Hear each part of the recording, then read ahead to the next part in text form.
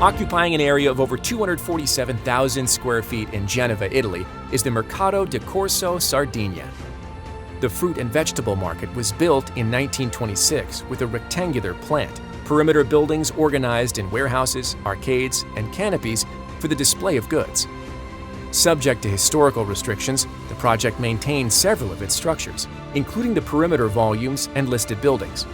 However, 4 buildings were demolished to create a new urban park.